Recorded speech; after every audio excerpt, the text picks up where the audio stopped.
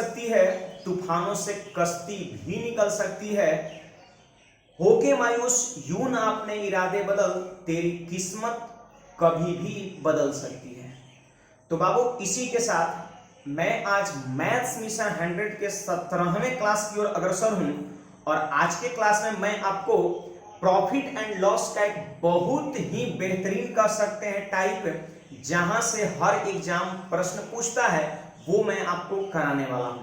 तो सबसे पहले आप वीडियो को आप फटाफट लाइक करिए और जल्दी से आप अपने व्हाट्सएप ग्रुप में आप शेयर भी करिए ताकि ज्यादा से ज्यादा लोग को फायदा मिल सके। ठीक है, तो चलिए बिना देर किए हुए आज के क्लास को हम स्टार्ट करते हैं। और एक बात यहां पर यह है कि जैसे आप हमारे टेलीग्राम चैनल अंकुश मैथमेटिक्स पटना पर भी जुड़ सकते हैं। वहां पर आपको क्या होगा कि जैसे जो भी इंपॉर्टेंट पीडीएफ होते हैं वो मैं टेलीग्राम पर अपलोड करता हूं।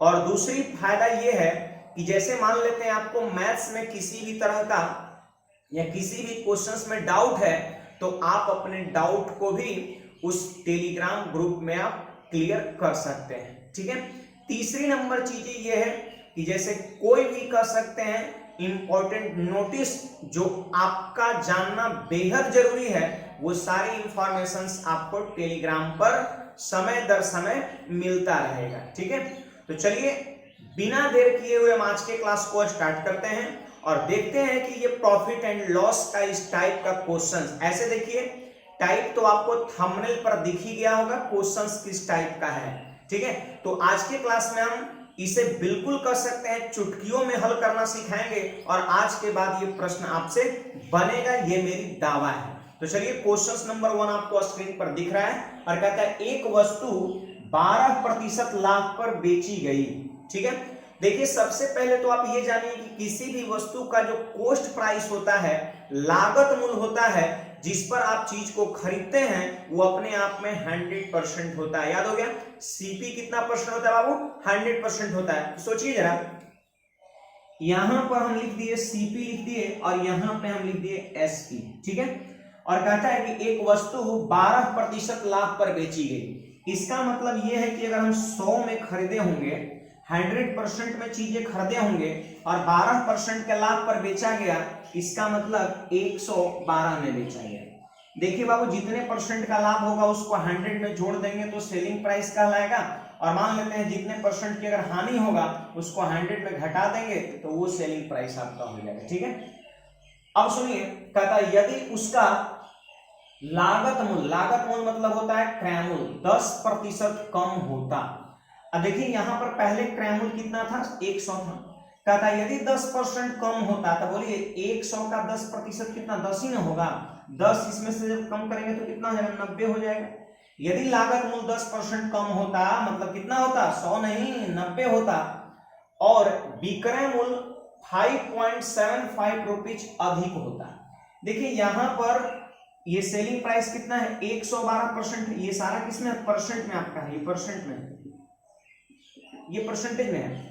और कहते हैं कि सेलिंग प्राइस 5.75 रुपया अधिक होता।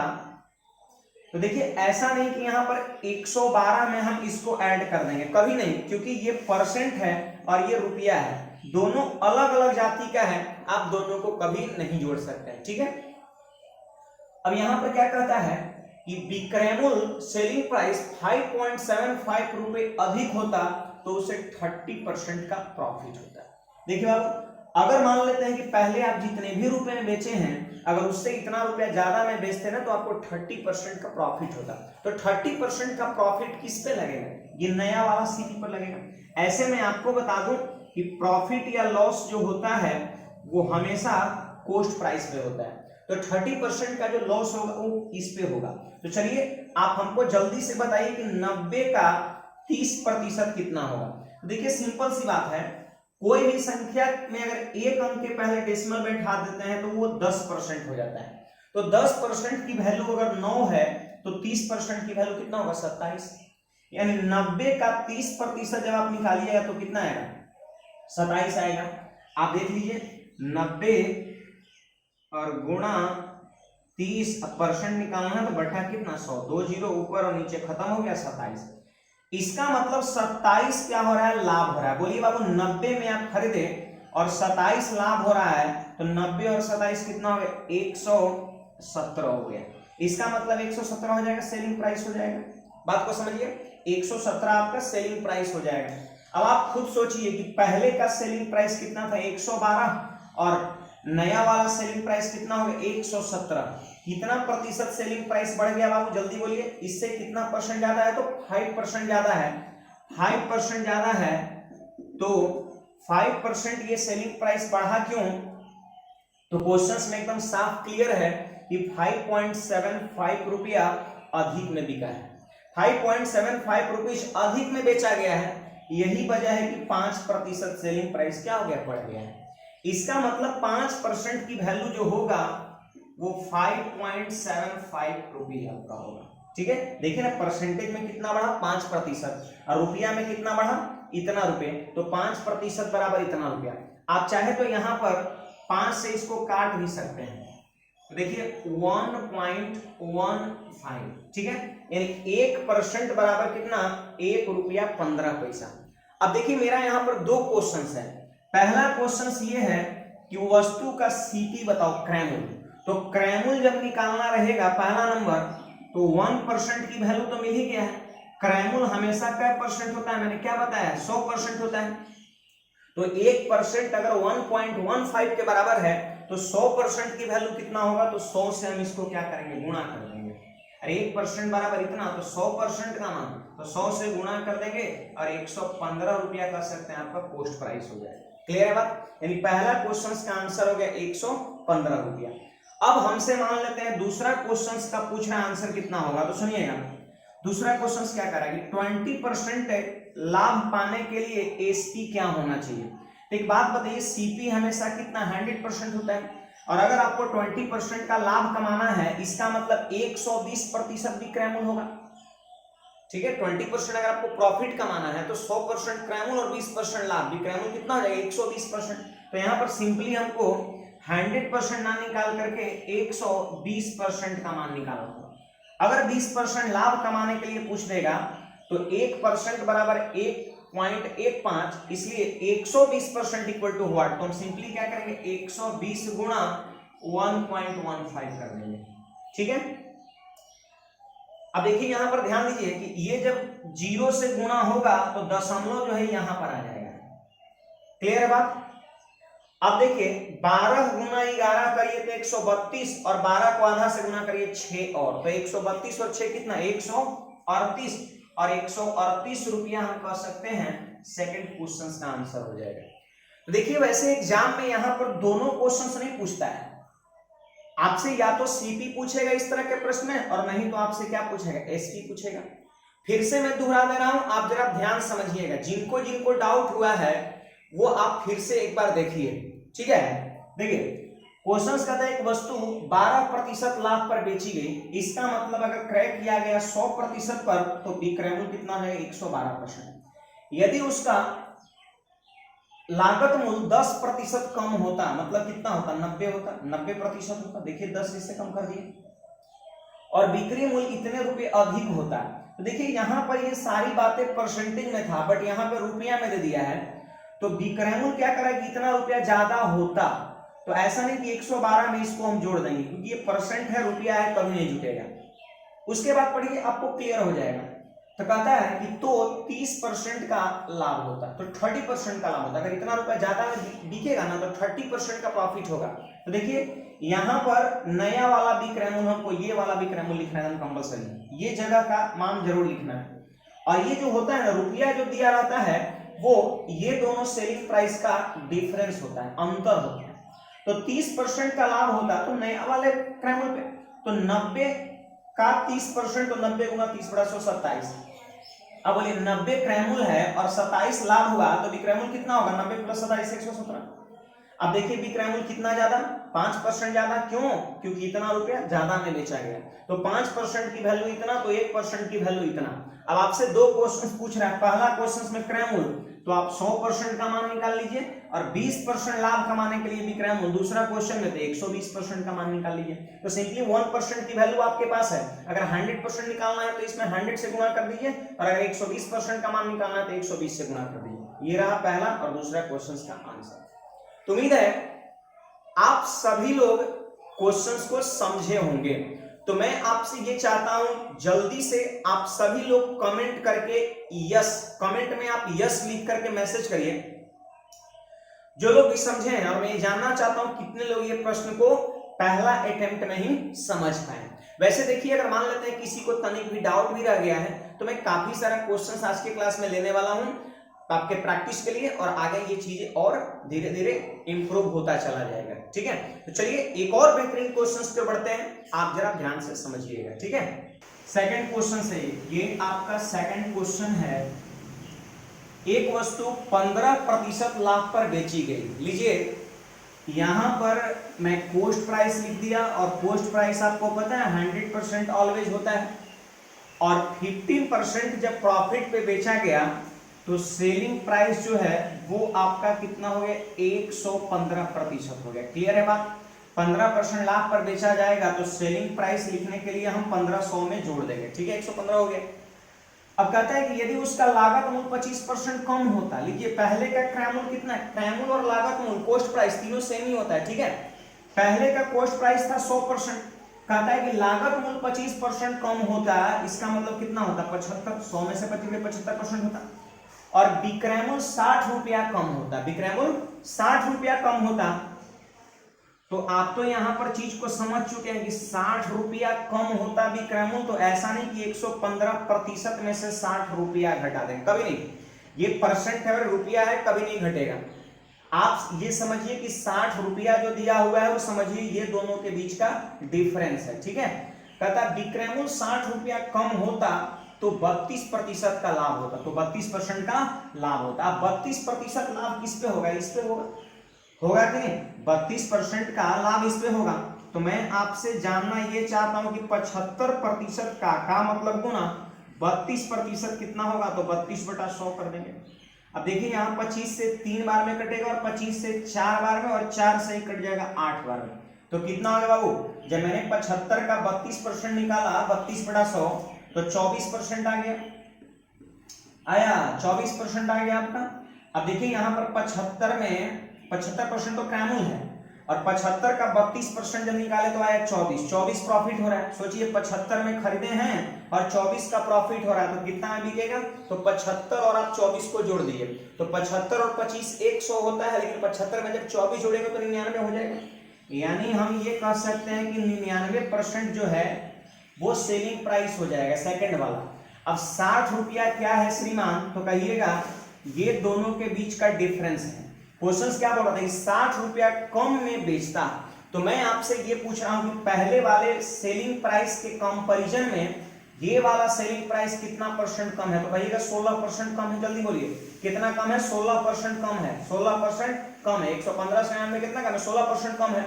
तो सीधे हम कह देंगे बिचू की 16% इक्वल टू कितना, 60 रुपया, 16% इक्वल टू 60 रुपया। इसलिए हमसे बोल रहा है कि सीपी क्या था, कॉस्ट प्राइस हमसे पूछ रहा है, तो ओरिजिनली सीपी आपका कितना है 100%, तो 100% का मान हम क्या करेंगे यहां से निकाल लेंगे। क्लियर है बात ये? आप इसको काट सकते, देखिए काटिए ना, 4 से कटेगा ये 4 बार में, और 4 से कटेगा कितने बार में, 15 बार में। अरे क्लियर है, 4 से 4 बार में और 4 से 15 बार में।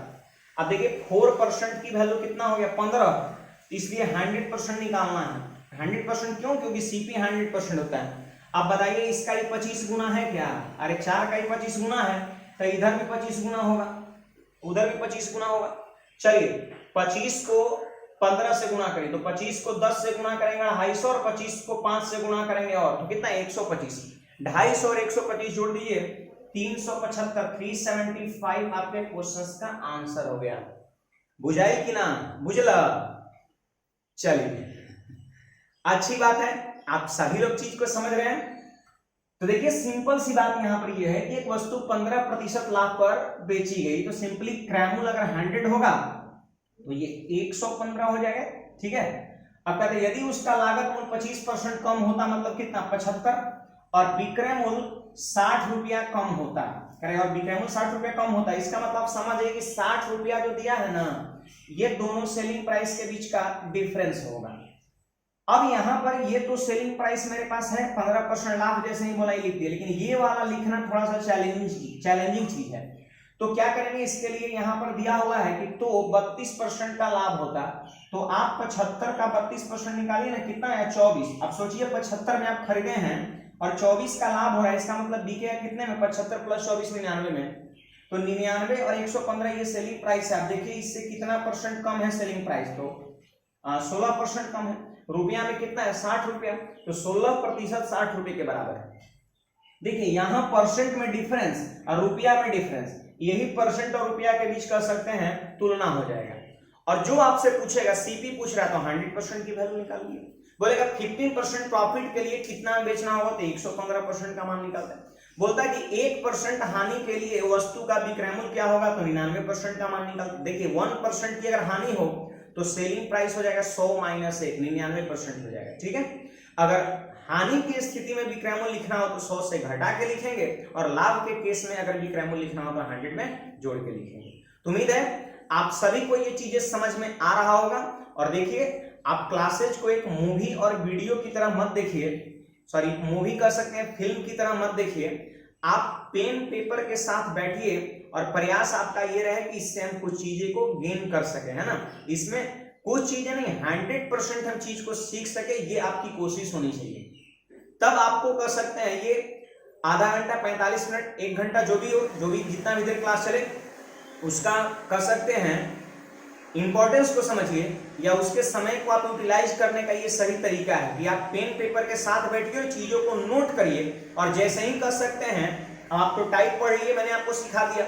अगर क्वेश्चन स्क्रीन पर दिखता है तो आप उसका आंसर भी जल्दी से आप कमेंट करके बताइए, ठीक है। तो चलिए और कुछ बेहतरीन क्वेश्चंस की ओर बढ़ते हैं, आप जरा ध्यान से समझिएगा, ठीक है। चलिए यहाँ पर एक क्वेश्चन देखिएगा, एक वस्तु 10% लाभ पर बेची गई, तो जल्दी से आप बताइए कॉस्ट प्राइस कितने होगा बाबू, जल्दी बोलिए 100%, और 10% की प्रॉफिट पे बेचा गया तो सेलिंग प्राइस कितना 110%, ठीक है। यदि उसका लागत मूल्य 4% कम होता 4%, तो 100 में से 4 आप माइनस करिए तो कितना हो जाएगा 96, 96% नया वाला सीपी हो गया। और विक्रय मूल्य 6 रुपया अधिक होता है, विक्रय मूल्य 6 रुपया अधिक होता है। तो यहां पर देख सकते हैं 6 रुपया जो है ये विक्रय मूल्य, और जो अभी आने वाला है विक्रय मूल्य, ये दोनों के बीच का डिफरेंस है। 6 रुपया यदि सेलिंग प्राइस अधिक होता तो 18.3/4% का लाभ होता। देखिए सबसे पहले यहां पर क्या है ना कि ये आपका परसेंटेज जो है वो पूर्णांक में है, तो इसको सबसे पहले हम भिन्न में बदलेंगे। और भिन्न में कैसे बदलेंगे जरा ध्यान दीजिए, तो 18 चौके 72 और 3 75/4%, समझिए 75 बटा कितना है 4% एक तरह से, ठीक है। अब सुनिए यहां पर कहता है कि इतने परसेंट का लाभ होता है, तो सबसे पहले तो मैं ये जानना चाहता हूं कि 96 का 75/4% कितना होगा। परसेंट है तो बटा में क्या लिखेंगे 100। अब काटिए इसको, तो देखिए यहां पर 25 से कट जाएगा 3 बार में, और 25 से ही कट जाएगा कितने बार में 16 बार में, 16 से कट जाएगा कितने बार में 6 बार में, 6 पिया कितना हो गया 18 हो गया। बात को समझिए 18.3/4% का लाभ होता है किस पे 96 पर, तो आप 96 का निकालिए ना 75/4%, तो 96 गुणा 75/4, और परसेंट के बदले नीचे में 2 जीरो लिखेंगे। जब इसको मैंने सिंपली काटा तो कितना 18 हो गया, इसका मतलब 18% का लाभ होगा। सोचिए 96 क्रय मूल्य है और 18 का लाभ हो रहा है, तो 96 में 18 जोड़ दीजिए कितना 114%, ये विक्रय मूल्य हो गया।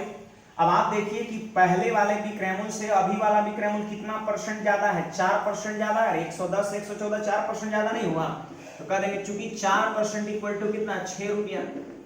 देखिए ऐसे बोल रहे हैं 6 रुपया अधिक होता, विक्रय मूल्य 6 रुपया अधिक होता, और ऐसे परसेंटेज में 4%, तो 4% 6 रुपए के बराबर है, तो हमसे बोलता है सीपी बताओ, तो सीपी 100% ना, सीपी निकालने के लिए 100% का मान निकालेंगे। अब बताइए 4 4 डेढ़े 6, ये 1.5 गुना है ना जी, अरे बताइए कि 1.5 गुना है कि नहीं, 4 × 6 1.5 गुना है, तो 100 का 1.5 गुना कितना, 150, और 150 रुपये ही आपके क्वेश्चन का राइट आंसर हो जाएगा। एक एक नियम मैंने वहां पे लगा दिया है। अब देखिए यहाँ पर थोड़ा सा मैं इसके बारे में एक और बातें बता रहा हूँ। कुछ लोग सोच रहे हैं कि सर इसको एकदम बिल्कुल आप बेसिकली काम किए, तो मैं आपको बता दूं, देखिए अगर आपको याद है 6.1/4%, पता है इसका मान कितना होता है, 1/16 होता है। आप जान लीजिए 6.1/4% का मान 1/16 होता है। ठीक है, ये सब आपको भिन्न में मान याद रखना, भिन्न और परसेंटेज के फॉर्म में वैल्यू आपको याद रहना चाहिए।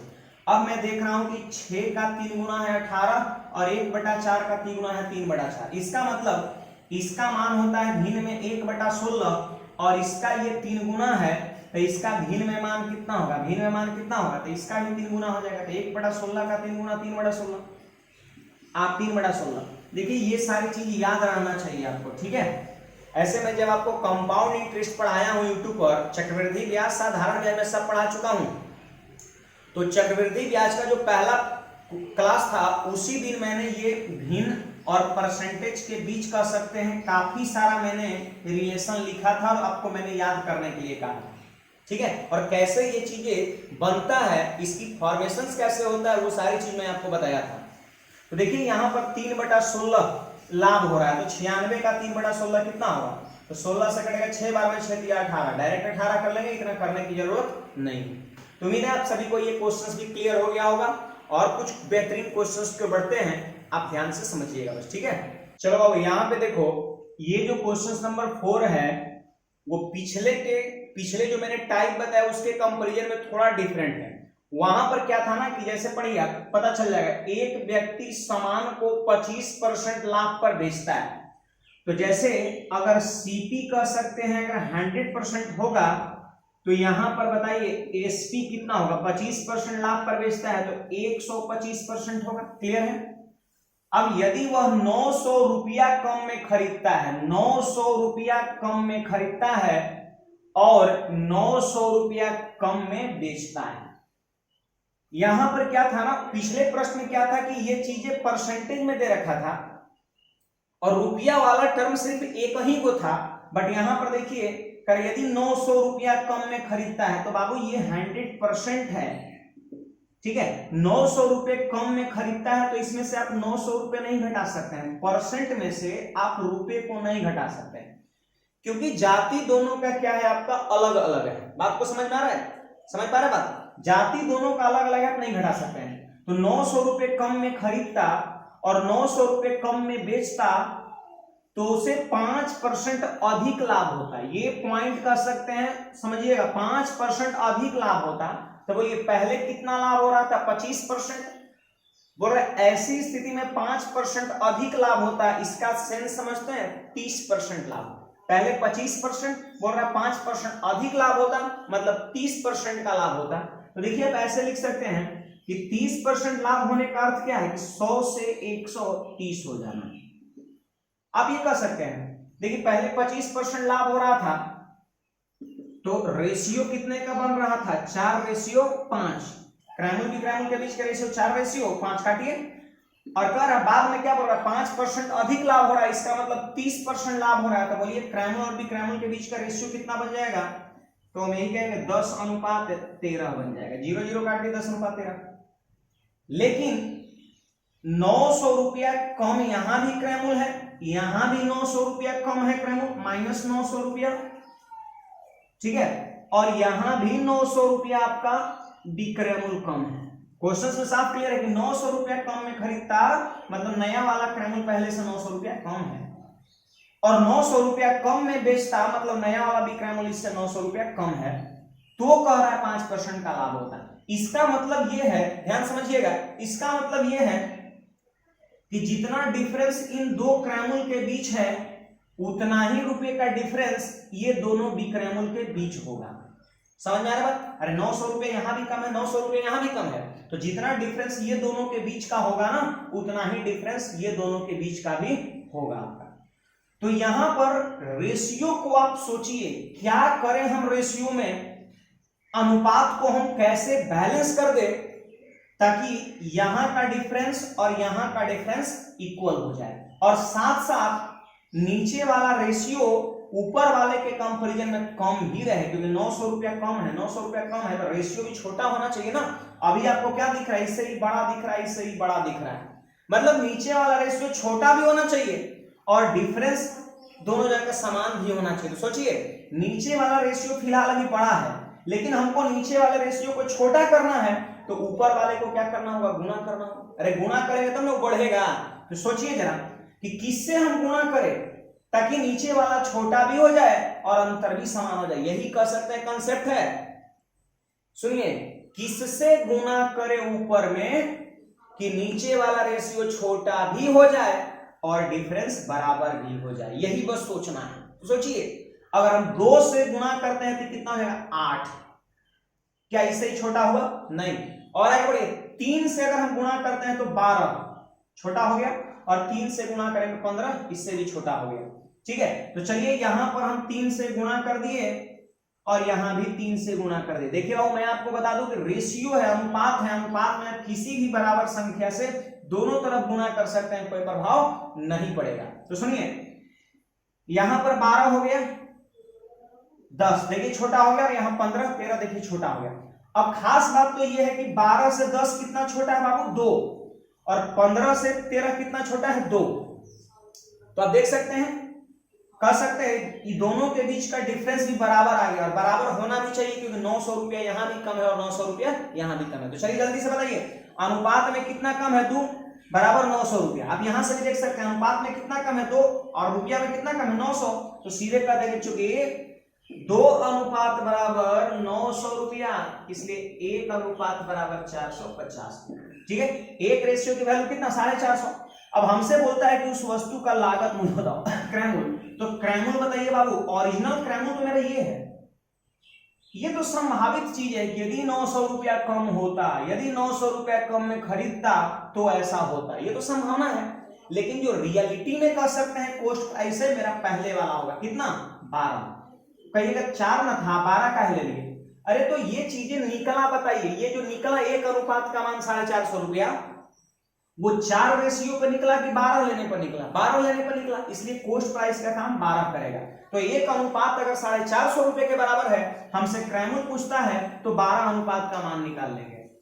तो देखिए बाबू, इसका ये 12 गुना है, तो सीधे 450 को आप 12 से क्या करिए, गुणा कर दीजिए। सुनिए, 12 को अगर हम 400 से गुणा करेंगे तो 4800, और 12 को अगर 50 से गुणा करेंगे 600, और तो 4800 और 600 कितना, 5400 रुपया कह सकते हैं, आपके क्वेश्चन का राइट आंसर हो जाएगा। देख लीजिए, अगर कभी कह सकते हैं इस टाइप का प्रश्न रुपया दे दे, देखिए ज्यादातर प्रश्न आपका पीछे वाला जो मैंने 3 क्वेश्चंस बताया, पीछे वाला जो टाइप बताया जिसमें परसेंटेज हर जगह रहता है, सिर्फ एक जगह रुपया रहता है, वो क्वेश्चन ज्यादातर आता है। ये क्वेश्चंस कह सकते हैं बहुत ही कम आता है, बिल्कुल लेटेस्ट क्वेश्चन है, 2018 में आपका कह सकते हैं सीजीएल पूछा है ये क्वेश्चन। ठीक है, 900 रुपए कम, 900 रुपए कम, ये क्वेश्चन बहुत कम दिखता है। लेकिन अगर मान लेते हैं रुपए कभी करके दे दे तो घबराना नहीं है। जो मैंने तरीका बताया बहुत ही कह सकते हैं बेहतरीन मेथड है, या बेहतरीन कह सकते हैं सोच है, जिसके अकॉर्डिंग चीज को बहुत आसानी से आप कर सकते हैं। देखिए, बनाने का तरीका बहुत सारा हो सकता है। बेसिकली लोग बनाएगा इसको मान लेगा 4x मान लेगा, इसको 5x मान लेगा। अब यहां पे मान लेगा 4x - 900 और यहां कर देगा 5x - 900।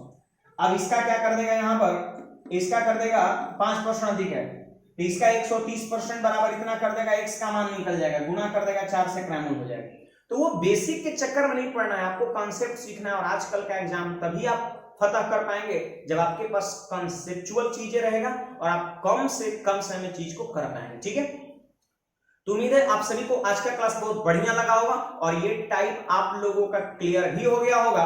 तो देखिए, जैसे आपके पास जो भी बुक है, आप जिस बुक को कर सकते हैं फॉलो करते हैं घर पे प्रैक्टिस के पर्पस से, आप उस बुक में प्रॉफिट एंड लॉस चैप्टर खोल लीजिए और ये जो टाइप का क्वेश्चन है उसको सोल्व करिए, आपसे टोटल क्वेश्चंस बनेगा। और अगर आपका मान लेते हैं मेरे क्लासरूम का जो मैंने ऑफलाइन क्लासेस में जो पढ़ाता हूं, वो अगर आपके पास मटेरियल है तो आप कर सकते हैं वॉल्यूम कर सकते हैं अर्थमेटिक का 2, अर्थमेटिक का वॉल्यूम 2 का पेज नंबर 38 पे चले जाइएगा, 37 38 पर काफी सारा क्वेश्चंस पड़ा हुआ है, हमारे ख्याल से लगभग 20 से 25 क्वेश्चंस है। ठीक है, तो आप उन सभी क्वेश्चंस पर प्रैक्टिस कर लीजिएगा और अगले क्लास का आप इंतजार करिए। मैथ्स मिशन 100 के हम 18वें क्लास में कुछ और नए बेहतरीन टाइप के साथ मिलेंगे। आज के लिए इतना ही, धन्यवाद।